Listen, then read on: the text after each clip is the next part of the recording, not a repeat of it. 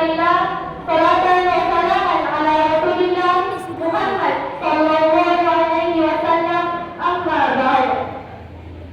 Bapak Ibu dari jamaah tarawih yang insyaallah diridhoi dan dirahmati oleh Allah Subhanahu wa taala, marilah kita senantiasa memanjatkan puji dan syukur atas kehadiran Allah Subhanahu wa taala. Semoga seluruh aktivitas kita sampai detik ini diridhoi dan dirahmati oleh Allah Subhanahu wa taala. Selawat serta salam atas junjungan kita, yaitu Nabiullah Muhammad sallallahu alaihi wasallam. Nabi yang telah mengantarkan kita dari alam kegelapan menuju alam yang telah bergerak seperti yang kita rasakan saat ini. Sebelum menyampaikan sebuah ceramah, saya akan memperkenalkan diri terlebih dahulu. Perkenalkan, nama saya Diana Alisa Zulfikar.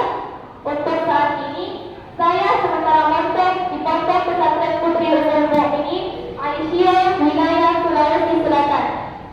Dan pada kesempatan ini, saya akan berceramah di depan Bapak Ibu sekalian. Hari ini merupakan bagian dari tugas sekolah kami, yaitu berceramah Ramadan minimal 3 kali dalam bulan suci Ramadan ini.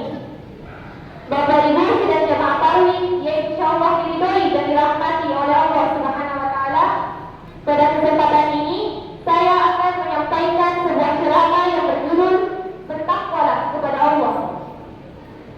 Dari judul ini menjelaskan bahwa takwa adalah sesuatu yang penting, sesuatu yang istimewa. Pertanyaannya, mengapa kita harus bertakwa? Apa keistimewaan dari takwa tersebut? Yang pertama, dalam surah Al-Hujurat, Allah Subhanahu wa taala menjelaskan, "Kami menciptakan kamu berbangsa-bangsa dan bersuku-suku agar kamu saling mengenal." Ada orang Jawa, ada orang Bugis, ada suku Batak, suku Papua, bahkan ada orang Amerika, Eropa, ada yang berkulit putih, ada yang berkulit hitam, dan sebagainya. Namun Allah Subhanahu wa taala mengunci ayat tersebut dengan kalimat, "Inna akramakum indallahi atqakum, innallaha alimul khabir."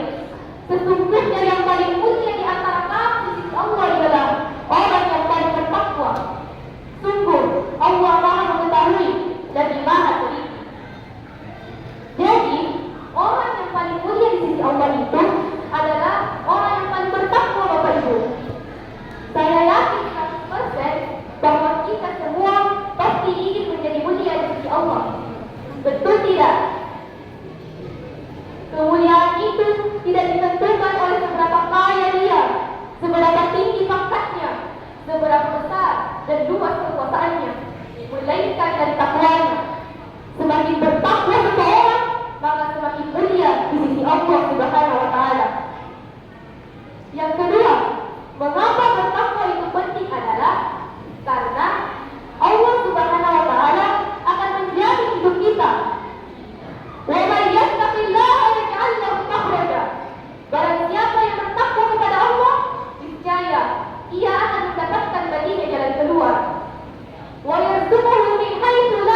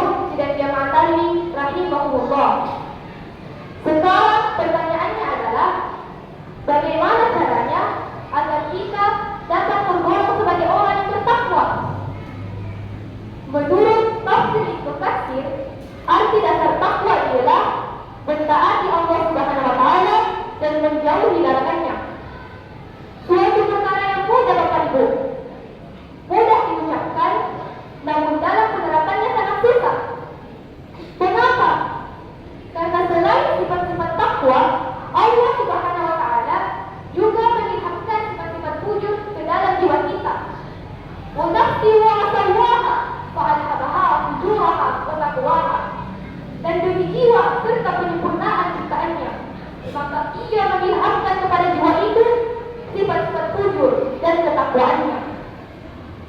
Sifat-sifat 7 inilah yang sekarang diistilahkan sebagai hawa nafsu. Hawa nafsu inilah yang akan menghalangi kita untuk menjadi orang-orang yang bertakwa. Salah satu bentuk hawa nafsu itu adalah keserakahan, keinginan untuk memiliki sesuatu secara berlebihan. Seorang arif dari India, yaitu Mahatma Gandhi mengatakan, langit dan bumi mampu menyediakan kebutuhan 7 miliar penduduk bumi. Namun, langit dan bumi tak mampu menyediakan kebutuhan 1 orang neraka. Allah Subhanahu wa taala menegaskan dalam surah Al-Mu'minun ayat 71. Walau ittaba'al haqqu ahwa'ahum, dan seandainya kebenaran itu kamu sandarkan kepada hawa nafsu, lafasadatis samawati wal ardu wa man fihim, pasti binasalah langit dan bumi dan apa yang ada di dalamnya. Bal atainahum bi dzikrihim fahum an dzikrihim mu'ridun, dan kami telah memberikan mereka peringatan, tetapi mereka berpaling dari peringatan itu. Betapa hawa nafsu ini merupakan hal yang sangat merusak kehidupan manusia. Maka dalam konteks inilah kita juga memahami hadis Rasulullah bahwa jihad terbesar seorang muslim ialah menundukkan hawa nafsu. Bapak Ibu sidang jamaah tarawih yang insyaallah diridhai dan dirahmati oleh Allah Subhanahu wa taala. Pertanyaannya kemudian adalah, apa yang harus kita lakukan agar kita senantiasa dapat mengendalikan hawa nafsu kita? Salah satu caranya adalah dengan jalan berpuasa, seperti yang kita lakukan sekarang ini. Puasa yang kita lakukan sekarang ini harus mampu kita fungsikan sebagai suatu proses pengendalian jiwa agar kita dapat tergolong sebagai orang-orang yang bertakwa. Disinilah tantangannya Bapak Ibu. Jangan-jangan kita tidak mendapatkan apa-apa dari puasa kita, kecuali lapar dan dahaga saja. Sebagaimana hadis Rasulullah, betapa banyak orang yang berpuasa, namun tidak mendapatkan apa-apa dari puasanya, kecuali lapar dan dahaga saja. Hadis riwayat Tabrani. Lalu, bagaimana kita bisa mengetahui bahwa puasa yang kita lakukan sekarang ini sudah mampu mengantarkan kita ke derajat takwa?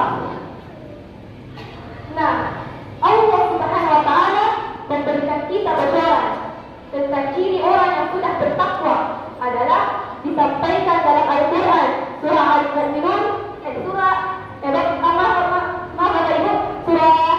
Al-Imran ayat 134 yang berbunyi, alladzina yunfiquna fis-sarra'i was-dharra'i, yaitu orang yang berinfak baik di waktu lapang maupun sempit. Wal qa'iminal ghaib, orang yang mampu menahan amarahnya. Wal 'afina 'anil nas, dan memaafkan segala kesalahan orang lain. Wallahu yuhibbul muhsinin, dan Allah mencintai orang yang berbuat kebaikan. Jadi, jika kita ingin melihat sampai di mana keberhasilan ibadah puasa kita dalam mengantarkan kita ke derajat takwa, maka ukurlah kualitas diri kita sekarang ini dengan ciri-ciri orang yang sudah mencapai takwa menurut ayat tadi. Apakah kita sudah semakin dermawan atau justru malah bertambah pelit setelah berpuasa? Apakah kita sudah mampu menahan amarah dan bersifat lemah lembut, atau justru menjadi orang yang pendendam sehingga kita